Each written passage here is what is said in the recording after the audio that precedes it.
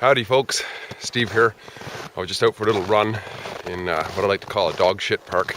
It's a dog walking park. There's lots of good trails through it. You don't see any dog shit right now, but come spring you'll see it, I'm thinking.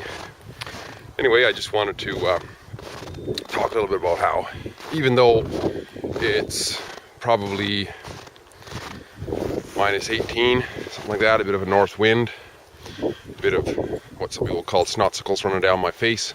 They're not actually snotsicles, they're just humidity that comes out of the breath. Get caught up in the whiskers as a result of the cold weather heading into the north wind.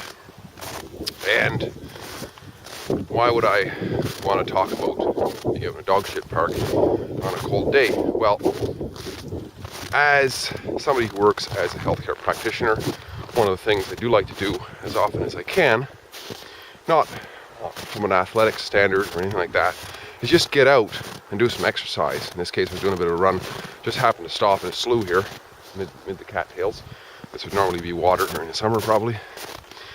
And just to present the idea that even though it is cold, even though it's comfortable, even though many may say can't be done, shouldn't be done, not healthy, it's uncomfortable, all that sort of thing, it is absolutely spectacular. Once you get the blood pumping and a little bit of heat in the body as a result of a little bit of strenuous exercise, it's just fantastic. Absolutely fantastic. And the other thing too is I don't have any athletic wear on. None whatsoever. There's no need for it. In a case like this, I'm not competing in any kind of a race or anything. I'm just out for exercise. Regular winter jacket on, regular pants on, Halloween sneakers on that I bought, I don't know, for cheap somewhere. Regular mitts, hat, and if it gets any colder, I put a balaclava on to cover up the last remaining exposed skin on my face so it doesn't freeze. But perfectly doable. I mean, you can run in the summer, you can run in the winter. In some ways, it's more comfortable. And here, right here, if I was here in the summer, probably be infested with mosquitoes. If previous experience being around a slough is any indication, it'd be absolutely infested with mosquitoes. Right now, beautiful clean air, there's no dust in the air, it's sunny and warm inside my clothing. So, once again, working as a healthcare practitioner, I like to encourage, through words at least, the idea of getting out, being active. The body was designed to be active, and when we're active, we improve our metabolism, we improve our heart health, we improve our ability to digest, we improve our enjoyment of life, quality of life once again, we improve our fitness, energy in all other areas, and we also have what's known as an afterburn effect, which is that when you exercise for a while, obviously you raise your metabolic rate during the run, your body temperature's up a little bit, heart rate's up and all that sort of thing. There's also such a thing as an afterburn effect, which can last up to, if I remember correctly, 12 to 24 hours after the exercise raised metabolic rate. And a lot of people, including myself at times, get really messed up metabolism, right? Well, exercise is one of those. One of those secrets that we all know, really, eh? We just don't want to do it because those first few steps out the door are the challenging one. This is why, way back in the day when I used to work as a fitness instructor, I would suggest to people that the hardest part about doing any exercise is getting out the door. So I would suggest, rather than trying to work in, 20 minutes, 3 times a week, this sort of thing, I'd say, you know what? Do you have 5 minutes? Do you have 3 minutes? Of course I have 3 minutes.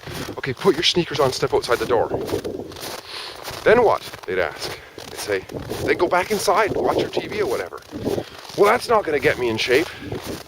I know it's not going to get you physically in shape, but it's going to get you into a habit. You do that every day.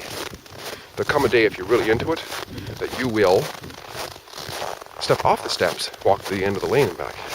Good morning. And when that happens, you will say, okay, I've gone to the end of the lane. That's still not really doing much for physical health. But then, if you keep going, it'll be the end of the block. it'll be down the road and this sort of thing. And once you get into it, get warmed up, it's like a drug you can't purchase. Remember the old saying, the best things in life are free? Well, this is one of the best things. Getting out, get a little exercise, get the blood pumping, get a little road work done, get the limbs, the largest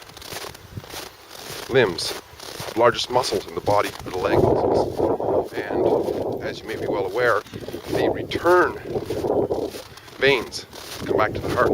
They require actual muscle action to be able to kind of squeeze the veins, right? And as you are aware, if you look at people often middle age and older, they got weird looking veins on their lower legs. Varicose veins and this sort of thing. I'm not anybody who knows the whole biology of this sort of thing. My understanding is those are more apt to happen on people who are not physically active, because the legs are just stagnant most of the time and they're not being worked, and therefore blood stagnates down there, doesn't get returned properly, and as a result you get all those unsightly veins. And their solution often is to go for operations or ask a doctor what to do, and very often doctors, fat and out of shape and varicose veins themselves, they don't recommend what they have to recommend, right? They recommend what their pocketbook dictates.